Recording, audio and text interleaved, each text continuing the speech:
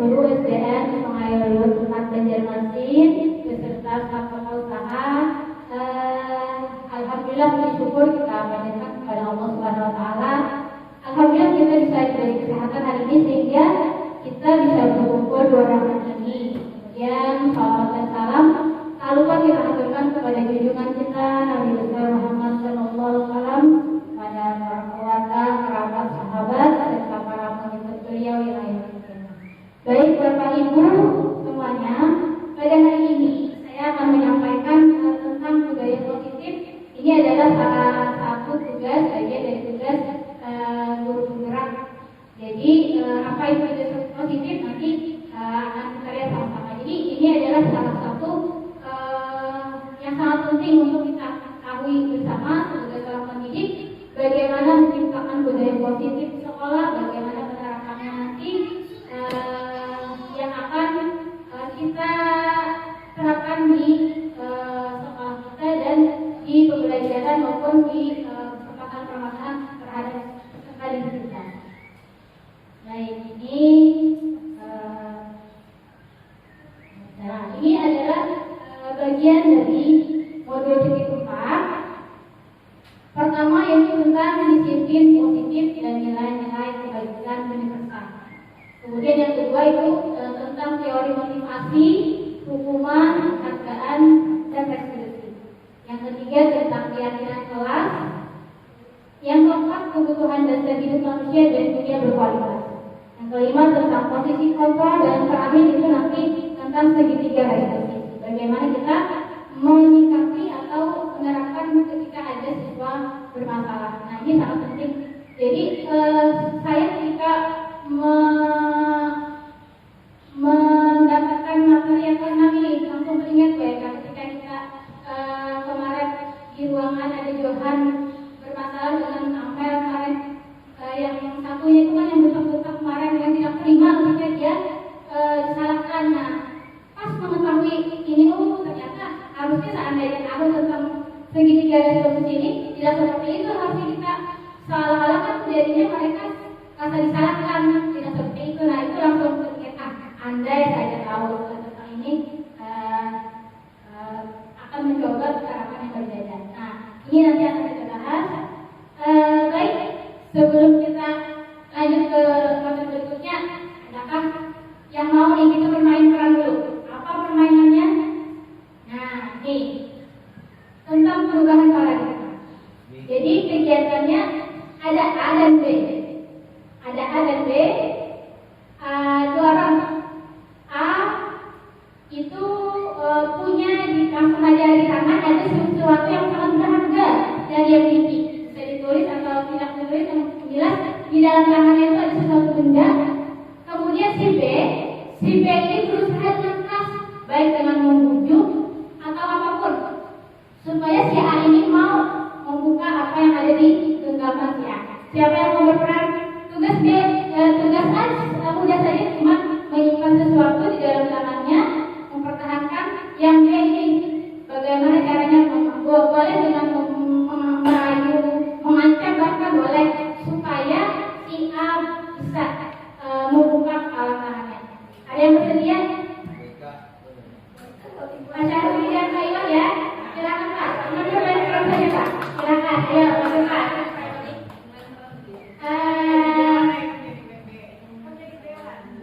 Pak Iwan mau jadi apa? Oke, boleh.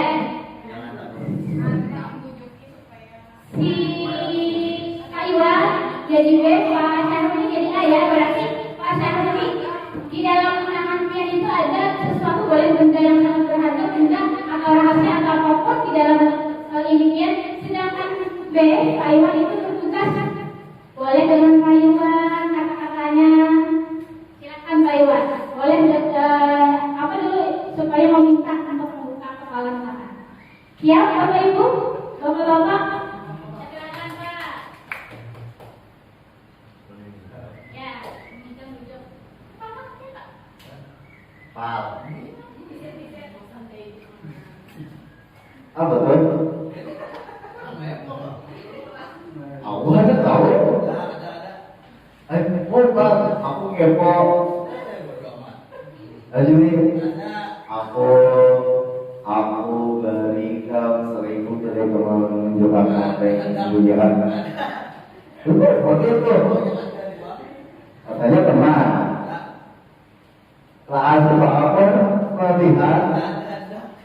Jadi paksa nih. Paksa dengan kan perlu dengan kekerasan kan. Seperti itu loh. Bagaimana Bapak mau buka? Ada weh. Oke. Ada lagi usahanya? Kalau apa-apa tuh weh. Ini sampai mana? Enggak. Kalau sampai nyerah lagi. Oh, tanpa menyerah. Tanpa menyerah. Sarul ini, Sarul ini, lihat dong apa yang kamu sembunyikan di tanganmu itu. Saya mau buka tidak? Ada. Ini. Anak pahala apa ada? Sesuai. Dan kita. Oke, tepuk tangan Bapak Ibu. Terima kasih Bapak Jahudi, terima kasih Bapak Iwan yang telah bermain peran pada hari ini.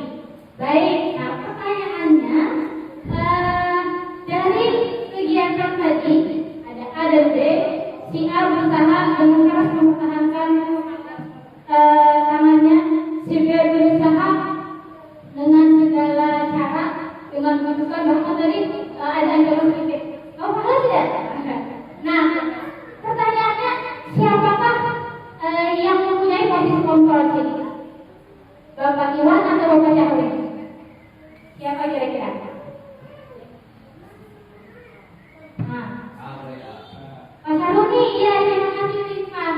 Jadi bagaimanapun Bapak Iwan membujuk, kalau Pak Syahri tidak membuka, maka tangan itu tidak akan terbuka. Bagaimana menghasilkan apapun. Jadi yang memiliki kontrol pada diri kita adalah diri kita sendiri. Orang lain tidak bisa mengontrol kita. Orang lain tidak bisa membuka tangan kita kalau tidak kita sendiri yang membuka. Nah itulah yang pertama dulu yang harus kita ketahui. Artinya posisi kontrol itu ada pada diri kita. Nah, baik. Nah ini seorang beliau ini seorang psikiater dan pendidik William Glasser ini meluruskan konsepsi tentang kontrol. Jadi ini miskonsepsi tentang teror kontrol yang memang bahwa ilusi guru dapat mengontrol murid. Padahal seorang murid melakukan apabila melakukan sesuatu itu, kenapa jadi dia menurut sama gurunya? Itu karena dia saat itu sedang mengizinkan dirinya untuk dikontrol oleh guru. Jadi bukan guru sebenarnya yang bisa mengontrol murid, dirinya sendiri. Kemudian yang kedua, ilusi bahwa semua penguatan positif itu efektif dan bermanfaat. Yang ketiga, ilusi bahwa kritik dan membuat rasa bersalah mampu menguatkan karakter. Padahal tidak. Ketika kita mengkritik, itu berarti kita sudah menuju identitas gagal pada kita. Kemudian ilusi bahwa orang dewasa berhak memaksa. Tidak seperti itu. Nah, baik. Nah ini menurut Stephen R. Covey, bila kita ingin membuat kemajuan perlahan, sedikit-sedikit ubahlah sikap maupun perilaku Anda. Namun bila kita ingin memperbaiki cara-cara utama kita, maka kita perlu mengubah kerangka acuan kita. Ubahlah bagaimana Anda melihat dunia, bagaimana Anda berpikir tentang manusia, ubahlah paradigma Anda, skema pemahaman dan penjelasan aspek-aspek tertentu tentang realitas. Artinya kita tidak bisa mengontrol orang lain, tetapi kitalah yang bisa mengontrol diri kita sendiri. Nah ini mengubah paradigma dari stimulus respon menuju pendekatan self control. Stimulus respon mengatakan realitas atau kebutuhan kita ini sama, sedangkan self control mengatakan kebutuhan kita itu berbeda. Karena guru dengan murid itu pasti memiliki kebutuhan yang berbeda. Nah ini kemudian semua orang melihat hal yang sama, sedangkan self control mengatakan setiap orang memiliki gambaran berbeda. Stimulus respon mengatakan kita mencoba mengubah orang agar berpandangan sama dengan kita, sedangkan self control mengatakan kita berusaha memahami pandangan orang lain tentang dunia. Berikutnya perilaku buruk dilihat sebagai suatu kesalahan. Sedangkan teori kontrol, apapun yang dilakukan seorang, baik atau buruk itu pasti memiliki tujuan. Nah, itu yang perlu kita pahami dulu. Stimulus respon mengatakan orang-orang yang tersenor terhadap sifat tadi, apakah sebuah hukuman ataukah itu konsekuensi? Hukuman atau konsekuensi? Siapa yang mau jawab? Siapa? Hukuman atau konsekuensi? Hukuman. Ya Bu. Hukuman Bu. Ya, kenapa Bu? Karena menurut Uci itu melibatkan fisik ya. Kan si Ivanya diminta untuk maju ke depan, kemudian disuruh sambil menunjuk hidungnya dan menunjuk hidung gitu. Dan itu membuat kegaduhan di kelas.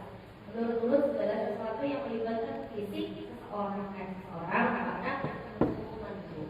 Dalam konsekuensi itu harusnya ada kesepakatannya lebih dulu. Seperti itu. Ya, terima kasih Ibu. Nah, jadi termasuk hukuman ya Bapak Ibu. Kalau konsekuensi biasanya ada kesepakatan yang kita sepakati lebih dulu. Nah, ini tiba-tiba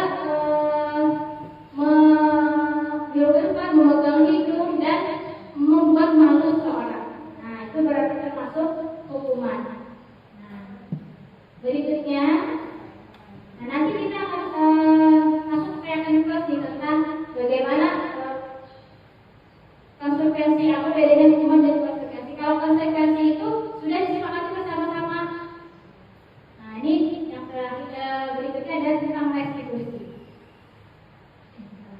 Nah, ini apa bedanya hukuman, konsekuensi dan restitusi. Nah, restitusi, hukuman, konsekuensi dan restitusi.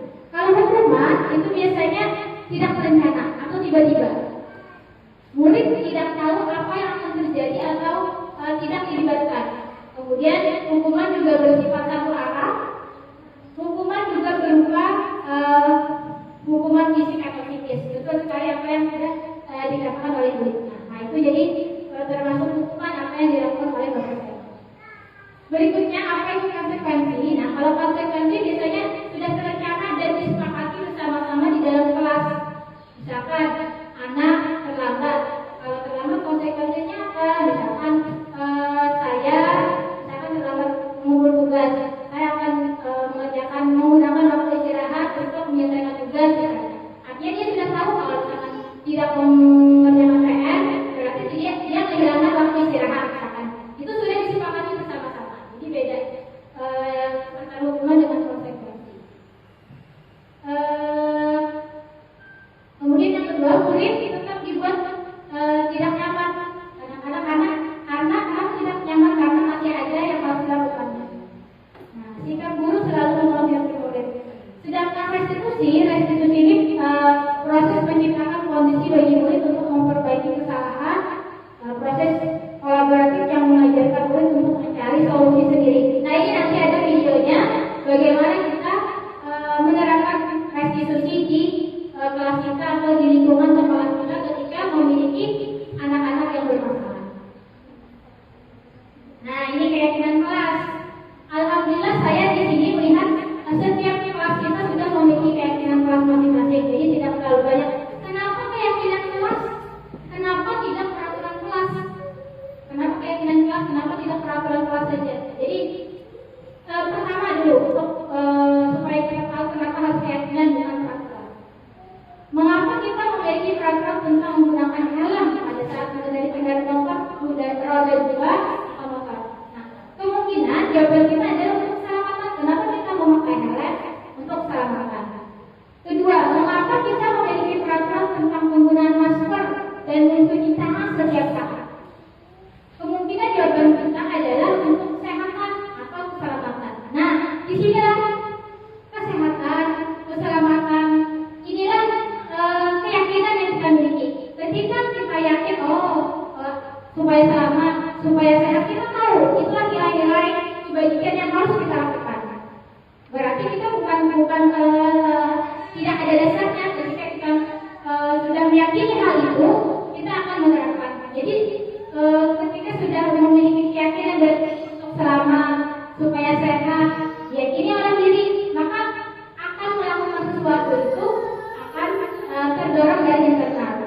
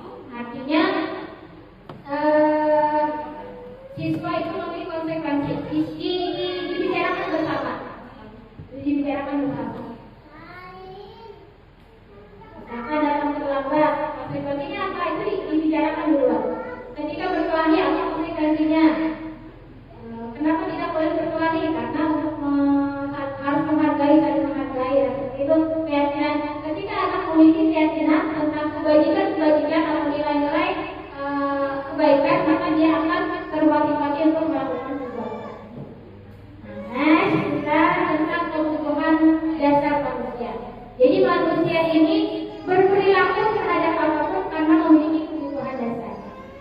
Apa itu kebutuhan dasar manusia? Pertama, kebutuhan dasar bertahan hidup. Contohnya pangan, pakaian, tempat tinggal, keamanan, kesehatan. Kedua, kebutuhan akan kasih sayang dan rasa diterima. Ketiga, kebutuhan akan penguasaan. Keempat, kebebasan, dan terakhir kesenangan. Nah, ketika kita mengetahui kebutuhan anak, maka kita akan tahu solusi apa. Contoh, ketika ada kasus seorang anak kalau di sekolah pasti merebuti makanan kawannya. Setiap kawannya memiliki bekal atau apapun pasti mengambil. Nah, itu kan suatu masalah di kelas kita. Ternyata setelah ditelusuri, dia di rumah orang tuanya sibuk tidak makan. Artinya dia punya kebutuhan nih. Kebutuhan dia kenapa dia tidak makan? Kebutuhan bertahan hidupnya tidak terpenuhi. Ketika suatu kebutuhan tidak terpenuhi, maka akan muncul tindakan-tindakan yang tidak sesuai. Nah, itu kenapa guru harus mengetahui 5 kebutuhan dasar itu. Untuk lebih jelasnya, ya kita saksikan video berikutnya.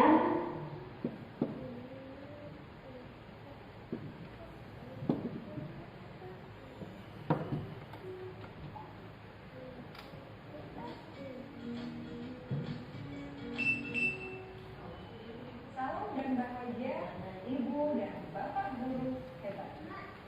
Untuk membangun budaya sekolah yang positif dengan lingkungan yang aman dan mendukung, jadi brigadir budaya seimbang dan bahagia. Salah satu upaya yang dapat dilakukan oleh guru adalah memahami kebutuhan dasar yang mendasari perilaku guru. Pada video kali ini kita akan membahas tentang 5 kebutuhan dasar manusia.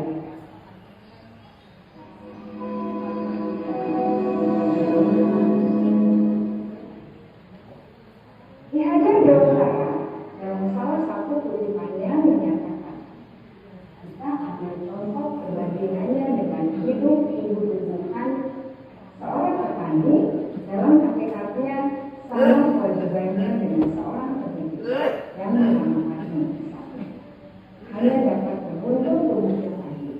Dia dapat memperbaiki kondisi tanah, memelihara tanaman padi, memberi pupuk dan air, membasmi ulat-ulat atau jamur-jamur yang tidak tumbuh di tanaman padi, dan lain sebagainya. Ketika guru memahami kebutuhan apa yang mendasari perilaku murid, dan guru berusaha mengukur dan mendukung murid dalam memenuhi kebutuhannya secara positif, pada hakikatnya guru tersebut ibarat seorang petani sedang berusaha memahami kebutuhan masing-masing tanaman, dan ia berusaha memenuhi kebutuhan tanaman tersebut agar dapat tumbuh dengan subur dan maksimal. Dr. William Glasser, seorang psikiater dari Amerika Serikat, menyatakan bahwa seluruh tindakan manusia memiliki tujuan tertentu, yaitu memenuhi kebutuhan dasarnya. Ketika melihat kebutuhan dasar telah terpenuhi secara dengan baik, maka murid akan tumbuh dengan seimbang dan sebaliknya, jika kebutuhan dasar tidak terpenuhi dengan baik, maka seseorang akan mengalami emosi negatif, bosan, sedih, dan sebagainya.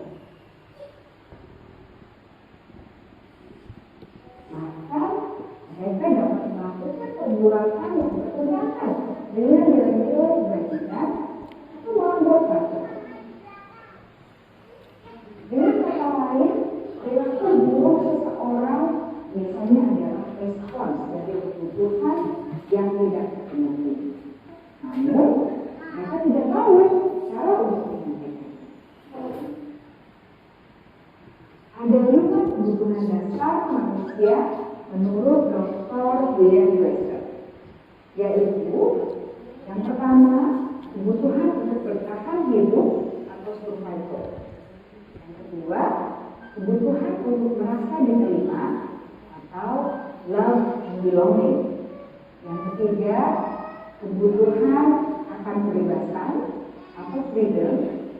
Yang keempat, kebutuhan akan kesenangan atau fun. Dan kelima, kebutuhan akan kekuasaan atau power. Kebutuhan dasar yang pertama adalah kebutuhan yang bersifat fisiologis untuk bertahan hidup atau survival. Misalnya, kesehatan, rumah, dan makanan. Kebutuhan biologis sebagai bagian dari proses reproduksi termasuk kebutuhan untuk tetap bertahan hidup. Kebutuhan untuk merasa aman juga termasuk dalam kebutuhan ini.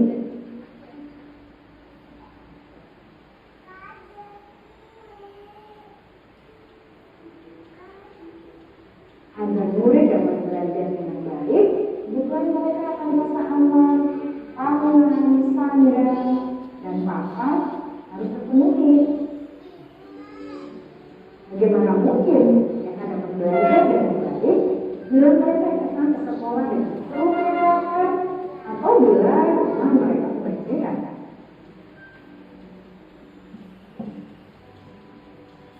Setelah kita mengetahui kebutuhan pertama yang sebagian besar bersifat fisiologis, mari kita lihat kebutuhan kedua sampai kelima yang semuanya berhubungan dengan psikologis.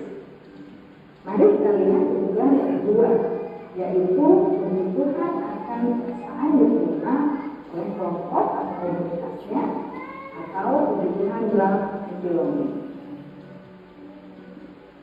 Kebutuhan ini meliputi keinginan untuk tetap terhubung dengan orang lain seperti teman, keluarga, teman kerja, dan kelompok di mana kita tergabung. Setiap murid ingin menjadi bagian yang berharga dari kelas dan juga sekolah. Mereka juga ingin diterima oleh orang lain dan kelompoknya. Bahkan murid yang terlihat paling kuat pun jauh di dasar hatinya pasti ingin merasa diterima. Sebagai guru, seharusnya kita dapat menerima murid kita apa adanya, sesuai dengan kodratnya. Karena setiap murid adalah unik.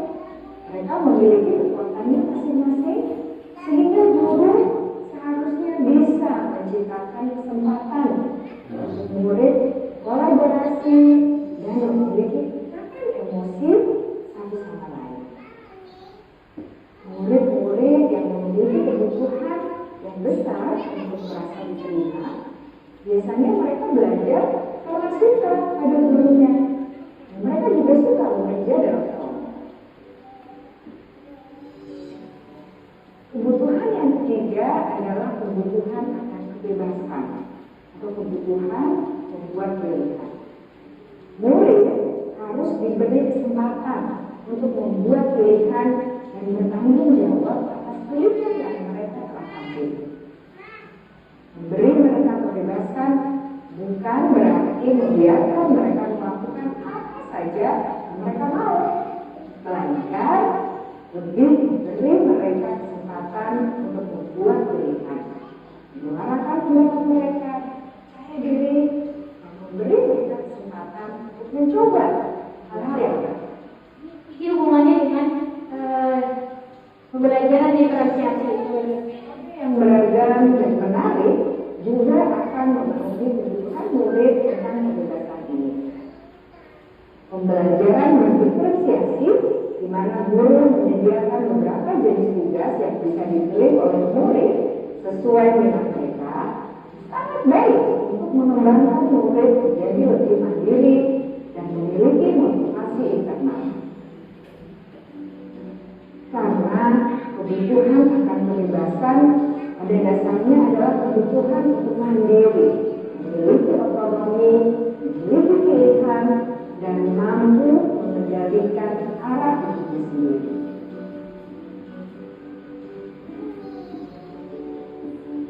Kebutuhan yang keempat adalah kebutuhan kesenangan. Bayangkan Bapak Ibu hidup tanpa rasa senang, betapa menyedihkannya. Dosen menghubungkan kebutuhan akan kesenangan dengan belajar. Jangan sepelekan kebutuhan murid untuk merasa senang di kelas. Sebagai guru, jangan ragu-ragu untuk dengan sengaja memasukkan kegiatan yang menyenangkan. Ini hubungannya dengan kebutuhan anak. Makanya kita tidak bisa menyalahkan anak yang bete, yang kuling-kulingan di kelas, karena mereka kebutuhan dia akan kesenangan tidak terpenuhi. Ini hubungannya. Belajar. Murid-murid dengan kebutuhan dasar kesenangan yang tinggi ingin menikmati apa yang mereka lakukan. Mereka juga konsentrasi tinggi saat mengerjakan hal-hal yang disukai.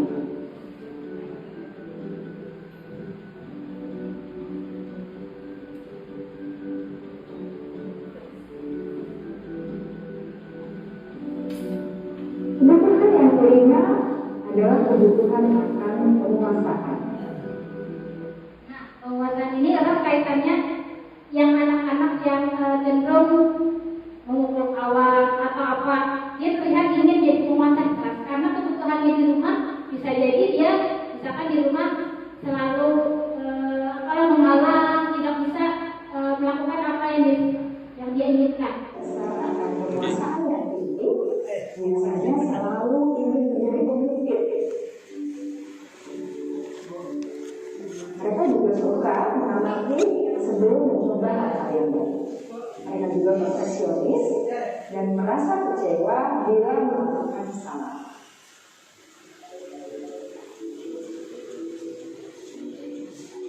Ibu dan bapak guru sangatlah penting bagi kita untuk mengetahui kebutuhan dasar murid-murid agar kita memahami alasan di balik sikap dan tingkah laku mereka.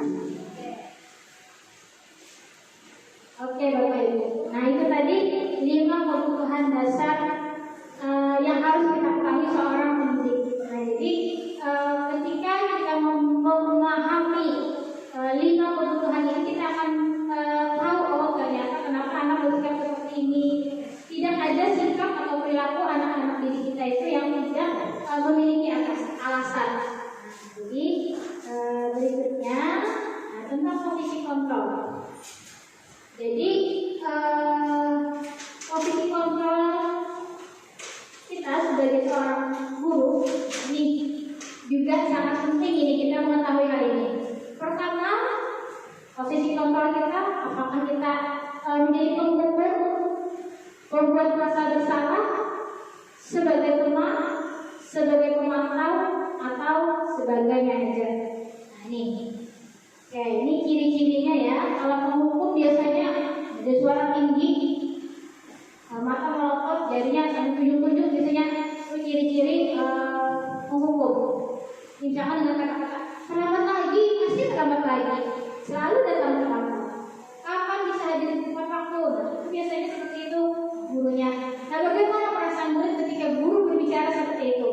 Pasti kan kemungkinan murid marah dan mendendam bahkan ketika dikatakan oleh guru. Bisa jadi sesudah kembali duduk misalkan atau sudah dipersilakan masuk kelas, murid tersebut akan mencar-car mejanya, di bukunya atau apa. Lebih buruk lagi sepulang sekolah melihat murid yang melihat nomor atau mobil bapak ibu guru yang sudah menghukumnya, bisa jadi ya aku. Nah itu biasanya menjadikan murid itu mendendam ketika kita berperan sebagai penghukum, guru yang selalu berperan sebagai penghukum. Nah yang kedua itu membuat rasa bersalah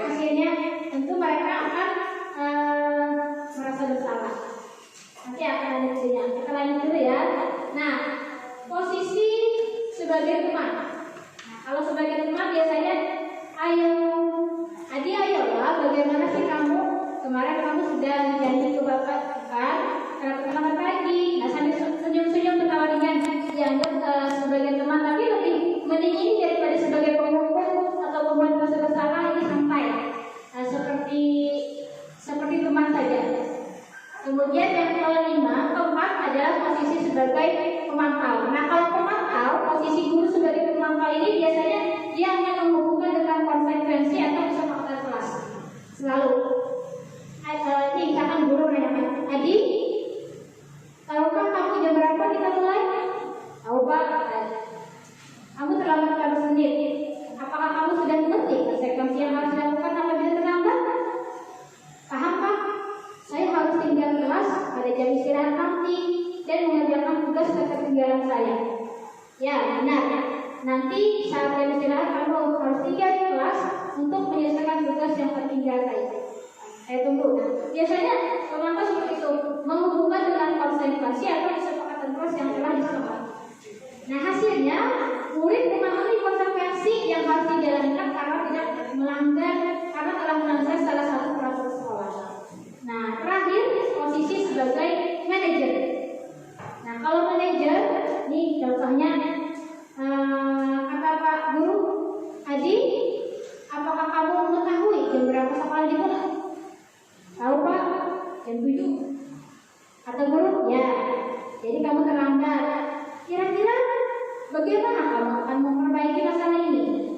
Kata Adi, saya bisa menanyakan teman saya Pak untuk mengejar tugas yang tertinggal. Baik, itu bisa dilakukan. Apakah besok akan ada masalah untuk kamu agar bisa hadir tepat waktu sekolah? Tidak Pak, saya bisa hadir tepat waktu. Baik, kata guru. Saya hargai usahamu dan memperbaiki. Nah, jadi seorang manajer ini dia mencari solusinya itu mengajak anak bersama-sama anak bagaimana nih kita bisa memperbaiki masalah ini.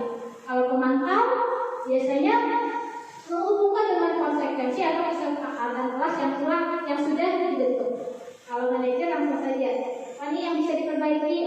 Jadi anak-anak itu memikirkan dan menemukan solusi sendiri dengan bantuan oleh guru. Nah, bagaimana perasaan murid ketika diperlakukan seperti ini? Nah, pada posisi manajer, suara guru sebaiknya tulus, tidak perlu marah, tidak perlu meninggikan suara, apalagi menunjuk-nunjuk jari ke murid, acak pinggang misalkan, atau bersikap seolah-olah besar. Nah, jadi fokus pada murid, bukan untuk membahagiakan guru atau orang tua. Murid sudah mengetahui adanya suatu masalah dan sesuatu perlu terjadi. Bila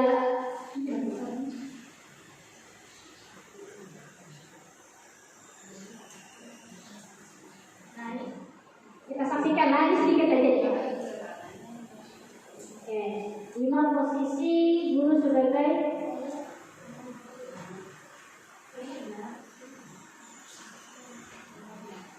posisi kontrol sebagai seorang guru.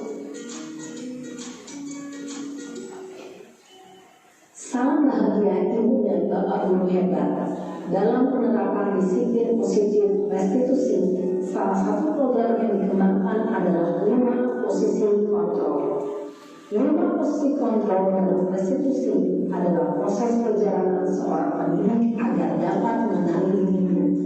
Pada video kali ini, kita akan membahas tentang 5 posisi kontrol yang dikembangkan oleh Diane Gosser dan contoh penerapannya.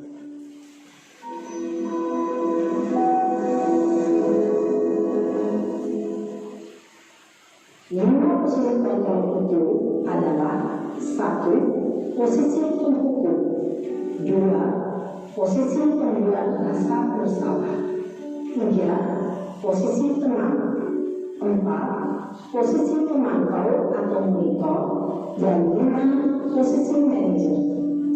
Untuk lebih memahami kelima posisi tersebut, mari kita saksikan kasus kemarin yang terlambat hadir pulang-pulang di sekolah dan melihat bagaimana kelima posisi kontrol dalam menghadapi masalah tersebut.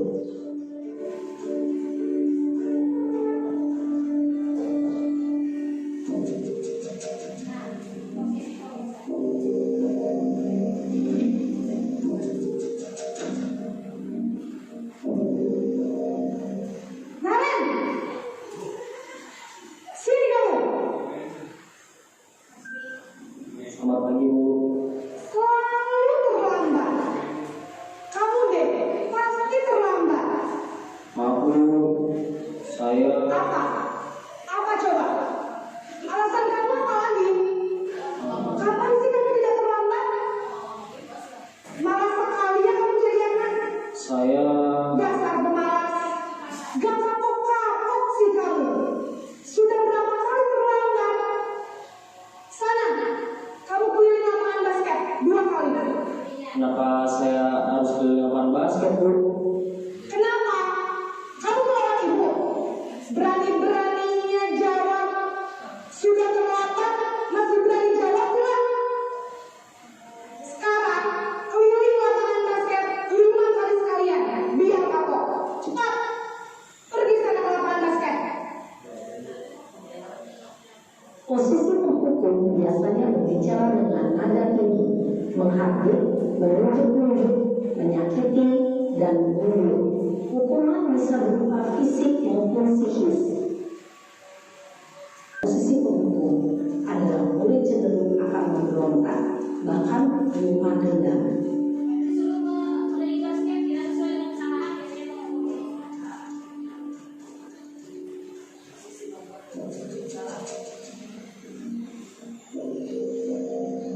Kanal 5 ini.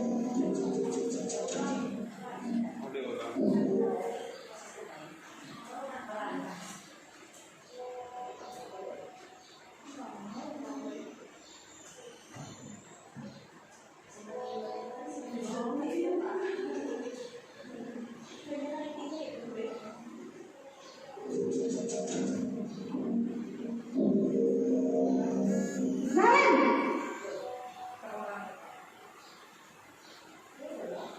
Selamat pagi, Bu. Naren, kamu kenapa terlambat lagi, nak? Ya Tuhan, Naren, kamu senang ya bikin ibu susah ya? Kalau kamu terlambat lagi, nanti ibu yang ditegur bapak kepala sekolah, nak. Disangka ibu tidak bisa membina kamu. Duh, gimana ini? Maaf, Bu. Duh, Gusti Naren, kamu susah ya kalau ibu tegur bapak kepala sekolah. Terus, sekarang ibu harus tulis apa ini buku absen? Ini kamu sudah sering terlambat loh. Ibu harus apa coba? Maaf, Bu. Maaf sekali.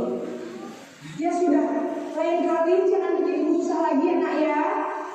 Ibu tidak akan kuat lagi kalau kamu gini terus. Bisa jantungan kalau ibu tegur bapak kepala sekolah. Sana cepat ke kelas. Maaf ya, Bu. Maaf sekali. Melihat sekali dia rasa bersalah. Posisi pembuat rasa bersalah berbicara dengan nada tenang, cenderung lembut, namun kata-kata yang diutarakan membuat murid merasa menjadi orang yang gagal, memandang buruk dirinya sendiri, merasa tidak berharga, dan tidak sanggup membahagiakan orang lain. Ketika guru mengambil posisi pembuat rasa bersalah, murid akan menganggap dirinya yang bersalah dan ia akan menyimpan emosi negatif tersebut di dalam dirinya.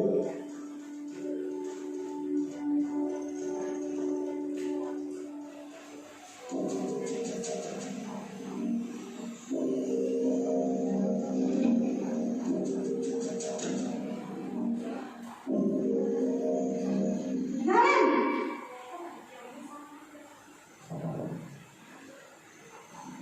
Selamat pagi, Bu. wah sudah jam berapa ini nak? Terlambat lagi ya sayang. Iya, Bu. Habis ibu saya udah bangunkan saya, Bu. Kamu malah menyalahkan ibu kamu. Kamu bukannya anak yang larinya paling kencang. Kok terlambat sih? Iya, Bu. Saya memang banget bangun tadi. Jadi biarpun saya lari kencang, tetap gak kejar, Bu. Ya sudah sana. Nanti lain kali larinya lebih kencang lagi ya. Biar gak terlambat lagi. Bikin senang ibu. Demi ibu. Bisa kan? Bisa lah, Bu. Ya sudah sana masuk kelas. Ibu beresin urusan absen kamu. Kamu ini ada-ada saja. Dalam posisi tenang, guru berbicara dengan nada suara ramah, akrab, cenderung bersandar gurau untuk menjaga suasana tetap santai. Murid akan merasa senang, aman, dan akrab dengan guru. Identitas yang tercipta adalah identitas sukses atau berhasil. Namun, perlu diingat, karena ini masih dorongan eksternal, maka ada faktor ketergantungan dari murid kepada orang tertentu. Di sini guru absennya, sehingga di lain waktu murid bisa berperilaku baik, namun hanya pada orang-orang tertentu saja.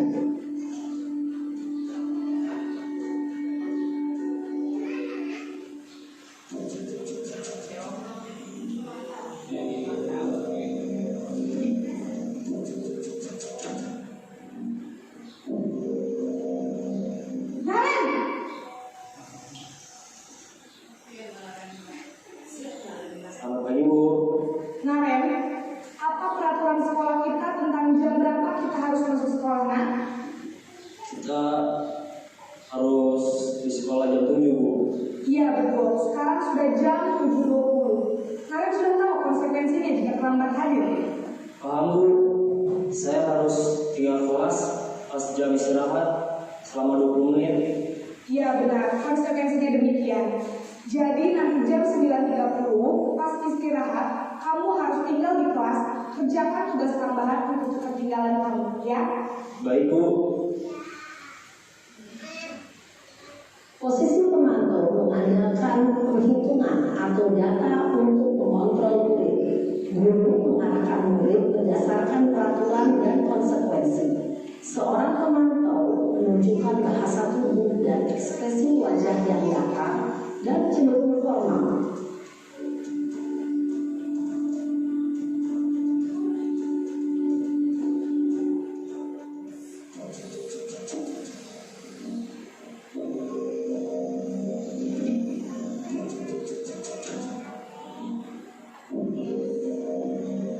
Naren!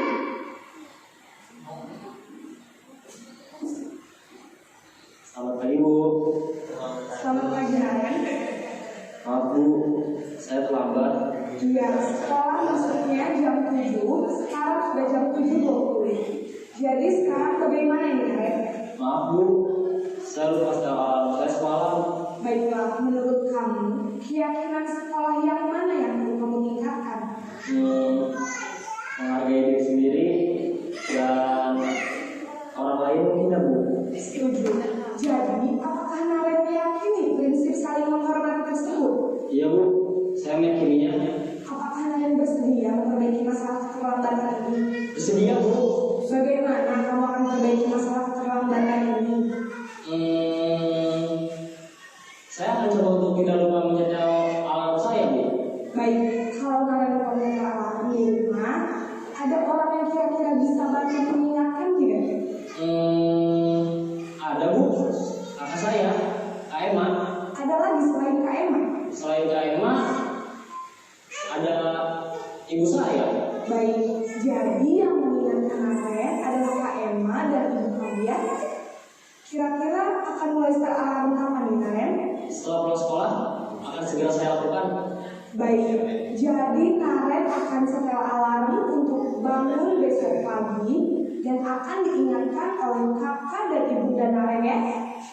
Ada lagi yang mungkin perlu dilakukan Naren agar tidak terlambat bangun lagi.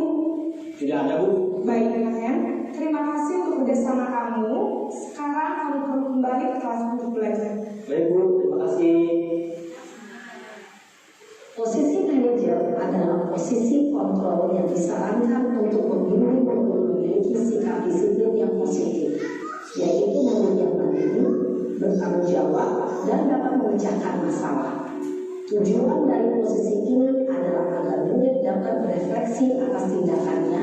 Guru akan dengan tulus memberikan pertanyaan-pertanyaan bermakna, sehingga membuat murid dapat belajar dari kesalahannya dan mencari sebuah solusi untuk menyelesaikannya.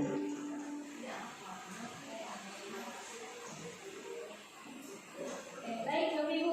Nah, setelah kita menyaksikan video tadi, melihat ada 5 posisi kontrol sebagai seorang guru. Kira-kira posisi mana yang terbaik, Bapak Ibu? Posisi mana terbaik sebagai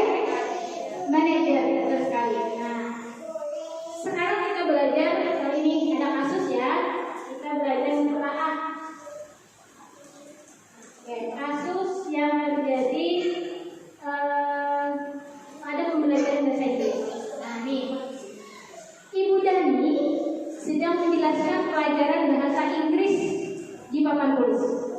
Namun beliau memperhatikan bahwa Fajar malah tidur-tiduran dan tampak acuh pada pelajarannya. Fajar, coba jawab pertanyaan nomor 3. Ibu Dani, maju ke depan dan kerjakan papan tulis. Fajar pun tampak malas-malasan maju ke depan. Dan sesampai di papan tulis pun, Fajar hanya diam terpaku sambil memegang buku bahasa Inggrisnya dan memainkan spidol di tangannya. Ayo Fajar, makanya jangan tidur-tiduran, main-main perhatikan. Sudah sana, duduk kembali. Siapa yang bisa mengerjakan? Nah, Fajar pun kembali duduk di bangkunya. Hal seperti ini sudah seringkali terjadi pada Fajar. Seperti tidak memperhatikan, acuh tak acuh, dan nilai-nilainya pun tidak terlalu baik untuk pelajaran bahasa Inggris. Pada saat ditegur oleh Ibu Dani, Fajar hanya menjawab, tidak tahu Bu. Ibu Dani pun menjawab diri, gimana kamu Fajar? Kamu tidak kasihan sama ibu? Ibu sudah capek-capek mengajarkan kamu, tidak kasihan sama ibu. Dan Fajar pun diam di situ. Oke, pertanyaannya, siapa yang menjawab nih? Oke, posisi kontrol apa kira-kira yang diambil oleh Ibu Dani dalam pendekatannya kepada Fajar? Siapa yang mau? Banir? Siapa yang mau PK? Posisi kontrol apa yang diambil oleh Ibu Dani? Gimana cirinya dari ibu? Gimana kamu ini tidak kasihan sama ibu? Ibu sudah capek-capek mengajarkan. Kira-kira apa? Apakah menghukum, membuat merasa bersalah, sebagai teman, pemantau, atau sebagai manajer? Iya, Bapak Hasbi? Merasa bersalah. Dari mana? Bisa menyimpulkannya? Iya. Iya, dari kata-kata betul sekali Bapak Hasbi. Terima kasih Bapak Hasbi. Dari kata-kata ibu sendiri, tidak kasihan sama ibu. Ibu sudah capek-capek mengajar kamu, nah, membuat anak menjadi rasa bersalah. Nah, pertanyaan kedua berkaitan dengan kebutuhan dasar. Membaca sikap Fajar, kira-kira kebutuhan apa yang diperlukan oleh Fajar? Tadi ada 5 kebutuhan dasar, ada survival, ada nih, kira-kira. Nah, nih, kira-kira melihat Fajar yang malas, uring-uringan, yang maju ke depan, malas, kira-kira kebutuhan boleh lebih dari satu. Kira-kira menurut Bapak Ibu nih, kebutuhan apa yang diperlukan oleh Fajar? Ada yang mau berpendapat? Iya, boleh. Kalau menurut ini salah satunya kesenangan. Kayaknya dia kayak merasa bosan tuh di kelas, katanya uring-uringan. Jadi mungkin ada perlunya permainan di kelas, teman, terus tuh sama temannya mungkin diajak rame-rame di kelas. Kalau berarti. Mantap Ibu Hijrah. Terima kasih Ibu Hijrah. Oke, ada lagi? Ada lagi? Ada yang berpendapat? Satu-satu aja. Apa setuju? Sepakat dengan Ibu Hijrah? Pertanyaannya ada? Oke, Bapak dan Kami boleh menurut Bapak apa? Saya apa? Oke, silakan Bapak. Dan Kami sampaikan Pak, menurut Bapak apa? Kebutuhan Fajar, ya.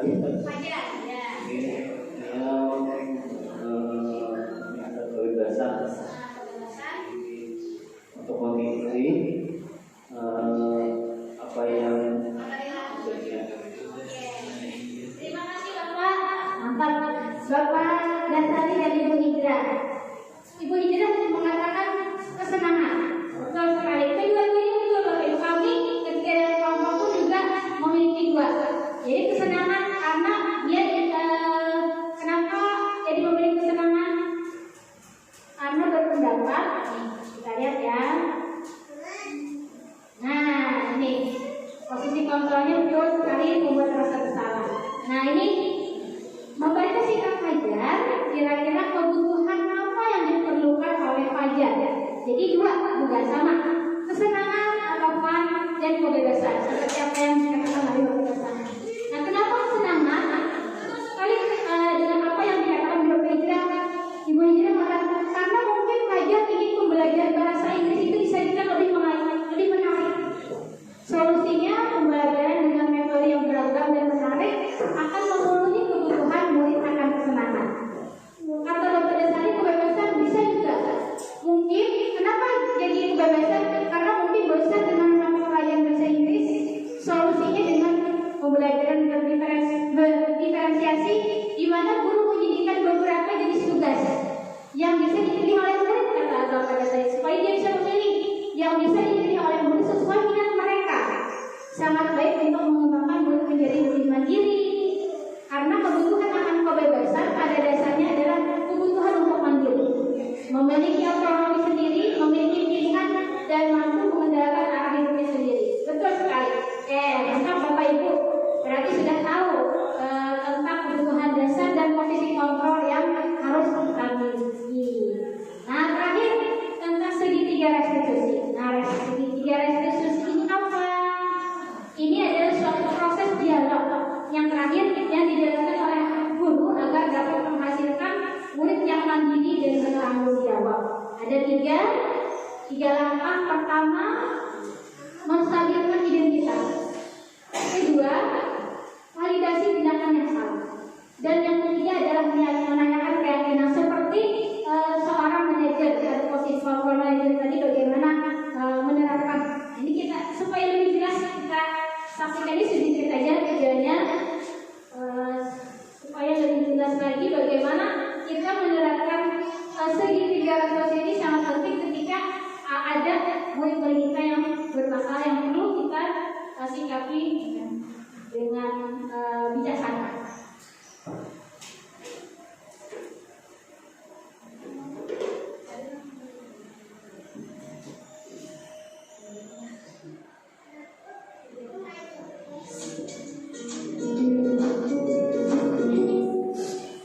Salam berbahagia Guru dan Bapak Guru kita. Pada video kali ini kita akan membahas tentang salah satu program disiplin positif yang diterapkan di lingkungan sekolah yang dikenal dengan nama restitusi.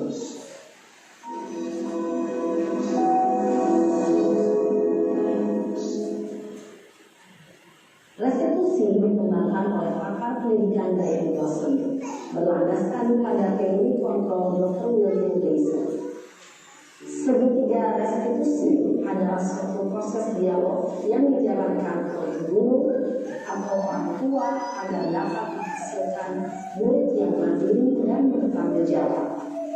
Pada saat guru di posisi manajer, aspek yang dikembangkan pada murid adalah motivasi intensif, sehingga penanaman nilai-nilai kebajikan dapat tumbuh dan berkembang menjadi suatu kebiasaan positif yang akhirnya membentuk karakter.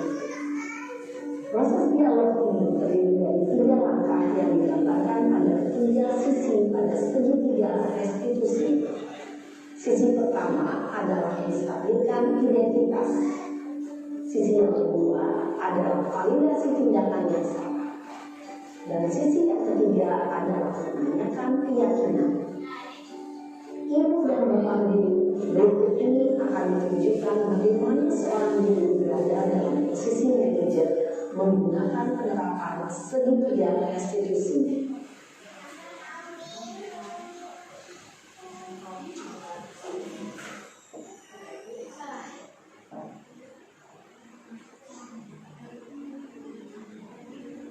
Iya, sudah lama ya Ustaz? Kenapa hadirnya di sini? Kesel Pak, kesel banget. Masa aku dikatain tukang fitnah Pak? Ya aku marah lah. Aku dari dikatain mereka di depan kelas. Kesel banget. Oh begitu. Ya pasti kamu marah dan kesal. Bapak juga akan marah apabila ada yang menuduh Bapak seperti itu. Kemudian pada saat itu kamu melakukan apa? Ya saya langsung ngatain mereka lah Pak. Kesel banget. Saya bentak-bentak dia depan teman-teman lain. Oh begitu. Pasti kamu melakukan seperti itu karena suatu alasan tertentu kan? Iya lah, masa saya diam saja Pak? Ya saya bela diri lah. Masa saya dituduh tukang fitnah? Ya wajar lah, mempertahankan ajaran itu sesuatu yang penting buat kamu. Untung kamu tidak bertindak lebih gegabah lagi, hanya mendekat doa. Iya Pak, untung saya masih bersabar dan hanya meminta saja. Sudah benar sekarang Pak, saya pasti bela diri lah. Ya pasti ya, tapi kamu memilih untuk tetap bertahan dan bersabar. Kamu memilih untuk tidak berbuat lebih parah lagi. Iya. Nah, sekarang coba kita lihat lagi tindakan kamu yang mentah-mentahkan di kelas. Tindakan kamu itu kira-kira sesuai dengan keyakinan kelas atau prinsip kamu tidak? Enggak lah Pak, capek Pak jadi pemarah. Jadi keyakinan atau prinsip mana yang kurang sesuai dengan keinginan kamu? Ya, saya sebenarnya sangat menghargai orang lain. Mungkin saat itu saya menjadi emosi, jadi tidak menemukan sikap itu. Kamu meyakini tidak? Menghargai orang lain itu penting buat kamu. Yakinlah Pak. Iya, setuju. Kita harus saling menghargai. Namun ada juga keyakinan yang kita sepakati yang perlu kita jalankan apabila kita sedang marah, kan? Ya, saya bisa berproaktif mulai dengan diri sendiri. Saya bisa jadi lebih sabar, mengambil waktu jeda untuk berpikir mau apa selanjutnya. Kira-kira kamu bersedia memperbaiki masalah ini tidak? Sedia Pak. Kalau kamu memperbaiki masalah ini, kamu akan menjadi orang seperti apa? Saya akan menjadi orang yang bertanggung jawab kali ya Pak. Dan senantiasa proaktif. Iya, menurut kamu bagaimana rasanya menjadi orang seperti itu? Ya nyaman lah, bangga bisa berkata dan menghakimi. Baiklah kalau begitu. Yuk kita pikirkan bagaimana memperbaiki masalah ini. Iya, nah seperti itu tadi. Akhirnya yang murid yang awalnya marah-marah, ngotot akan nunduk kan akhirnya. Nah, ini kenapa teringat kemarin kan baru berapa minggu dari sini kemarin pas di ruangan duduk tiba-tiba Bu Eka masuk dengan 3 orang murid pinjam kursinya ya mendengarkan Ibu Eka ternyata langsung suara siapa kemarin yang iya itu yang langsung tidak terima. Lalu karena saya mendengarkan terpaksa ikut juga dengan Bu Eka. Masalah apa ini? Nah tapi ketika itu belum pernah ini sama dengan Bu Eka, seolah-olah kami dengan Bu Eka itu mengatakan bahwa gara-gara kamu jadi seperti ini jangan disalahkan, jadi kita seolah-olah berharap memang tujuannya betul mendorong orang lain itu tidak tepat. Seharusnya kan tidak dipertemukan mereka bertiga adalah harusnya di satu-satu dulu supaya mereka bisa menyadari dan memperbaiki dari dirinya sendiri. Jadi 3 langkah ini pertama kan menstabilkan identitas dulu. Jadi bagian dasarnya ini adalah untuk mengubah identitas anak dari orang gagal menjadi melakukan kesalahan menjadi orang sukses. Anak yang sedang mencari anaknya adalah anak yang sedang mengalami kegagalan. Kalau kita kritik, mereka sudah berbuat salah, kita salahkan lagi. Maka ketika kita mengkritik dan menyalahkan mereka, maka mengarahkan pada identitas mereka. Jadi menstabilkan identitas dulu. Nah, ini langkah-langkahnya yang berdasarkan di ide yang kita tonton tadi. Bisa membuat pertanyaan, membuat kesalahan itu sesuatu yang wajar, atau kita bisa memperbaiki masalah ini. Manusia tidak ada yang sempurna, itu juga pernah mengalami kesalahan dengan pertanyaan-pertanyaan seperti itu. Baru tahapan kedua, validasi tindakan yang salah. Artinya setiap tindakan yang kita lakukan dengan suatu tujuan pasti itu bisa memenuhi kebutuhan dasar. Kalau kita memahami kebutuhan dasar, apa yang mendasari sebuah tindakan, kita akan menemukan cara-cara paling efektif untuk memenuhi kebutuhan tersebut. Nah, jadi setiap apa yang dilakukan anak itu pasti memiliki tujuan, baik itu perbuatan baik ataupun perbuatan buruk. Nah, tahapan dari validasi tindakan yang salah, misalkan mengajukan pertanyaan, kamu bisa saja bertindak lebih berbeda, untung aja kamu seperti itu aja, seperti itu. Jadi pasti kamu memiliki, kenapa kamu melakukan itu, pasti kamu memiliki tujuannya kan? Iyalah saya bela diri kan? Nah, jadi kita tidak membenarkan tujuannya, cuma validasi bahwa tindakan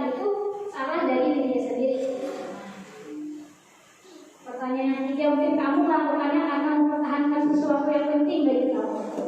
Kalau sudah pada tahap ini, baru terakhir tahapan menanyakan keyakinan. Nah, saya menyatakan bahwa kita pada dasarnya termotivasi secara internal. Ketika identitas sukses telah tercapai dan tingkah laku yang salah sudah divalidasi, maka anak akan siap untuk dihubungkan dengan nilai-nilai yang dia yakini, yang dia percaya. Menjadi seperti apa yang dia inginkan. Dia akan berpikir, oh iya, salah, bukan itu. Nah, ini pertanyaan-pertanyaannya pada tahap ketiga ini sebagai anak, apa yang kamu ingin kalau menghargai seseorang, apa yang bisa diperbaiki, bisa bersabar lagi. Jadi mereka bisa menyadari dan bisa memperbaiki dirinya sendiri. Nah, itu Bapak Ibu seluruh rangkaian dari disiplin positif yang sudah dipelajari pada kami modul 1. Baik, sampai di sini. Ini sudah habis, Bapak Ibu. Ada yang mau ditanyakan? Sudah cukup jelaskan pemaparan kami pada hari ini? Ada yang ditanyakan, Bapak Ibu? Sudah jelas? Nanti terakhir minta testimoninya satu ya. Kalau tidak ada, terima kasih banyak Bapak Ibu kehadirannya. Mudah-mudahan apa yang saya sampaikan hari ini bermanfaat untuk kita, bermanfaat untuk diri, kemudian untuk keluarga di rumah, menerapkan kepada anak, dan yang penting lagi untuk anak didik kita sekolah dan sekolah yang kita cintai. Mudah-mudahan segala permasalahan apapun yang dihadapi oleh anak bisa kita selesaikan dengan berdasarkan posisi kontrol yang baik dan cara penyelesaian yang bagus. Terima kasih Bapak, Ibu atas waktunya. Saya akhiri dengan ucapan Assalamualaikum warahmatullahi wabarakatuh. Waalaikumsalam warahmatullahi wabarakatuh.